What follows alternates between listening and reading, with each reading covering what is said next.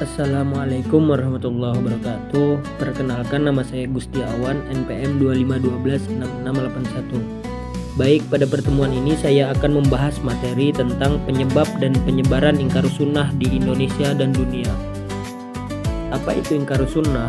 Ingkar itu menolak, sunnah itu hadis Nabi. Jadi ingkar sunnah yaitu paham yang menolak hadis Nabi.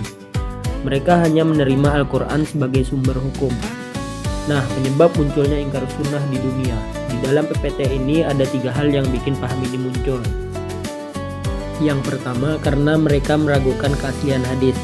Alasannya karena hadis ditulis dan dikumpulkan jauh setelah Nabi wafat. Jadi, dikhawatirkan banyak campur tangan politik atau tidak sesuai aslinya. Bagi mereka, segala perintah, larangan, dan panduan yang dibutuhkan umat manusia sudah cukup lengkap dan jelas tertuang di dalam Al-Quran. Sehingga keberadaan hadis dan sunnah dianggap tidak lagi memiliki peran penting atau bahkan dianggap tidak relevan. Yang kedua, ada pengaruh dari pemikiran orang barat atau orientalis yang memang sering mengkritik keabsahan hadis. Sejarah mencatat bahwa sejak berabad-abad lalu, banyak pihak dari barat yang meneliti, mempelajari, dan mengkaji ajaran Islam. Namun sayangnya, penelitian dan pandangan mereka seringkali tidak didasari oleh sikap objektif, netral, atau keinginan memahami kebenaran, melainkan didasari oleh prasangka buruk, tujuan politik, keinginan melemahkan kekuatan umat Islam, atau upaya memahami Islam hanya dari sudut pandang budaya dan sejarah semata, bukan dari sisi keyakinan agama. Nah, yang ketiga, karena terlalu mengandalkan logika akal sendiri, sehingga peran Nabi sebagai penjelas wahyu jadi dianggap kurang penting.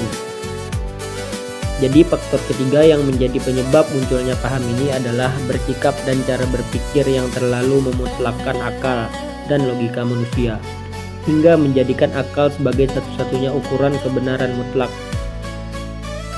Jika ada isi hadis atau sunnah yang menurut mereka sulit dipahami, atau tidak sesuai dengan logika dan pengetahuan yang mereka miliki, maka mereka langsung menolaknya, menganggapnya tidak benar, atau menganggapnya bukan berasal dari ajaran Islam.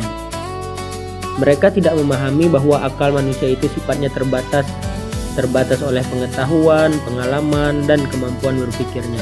Sedangkan ajaran agama Islam datang dari Allah, yang ilmunya meliputi segala sesuatu yang ada di langit dan di bumi, yang jauh melampaui batas kemampuan akal manusia.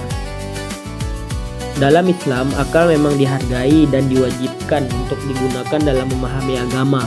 Namun akal tidak boleh dijadikan penguasa mutlak yang berhak menentukan benar atau salahnya wahyu Allah. Akal berfungsi sebagai alat untuk memahami dan meyakini kebenaran wahyu, bukan untuk menguji atau menolak wahyu itu sendiri. Nah, penyebab ingkar sunnah di Indonesia. Di Indonesia sendiri, gerakan ini mulai terdeteksi dan dikenal luas sekitar tahun 1980-an. Tokoh yang mempelopori antara lain Nazwar Samsu dan Lukman Bukhari.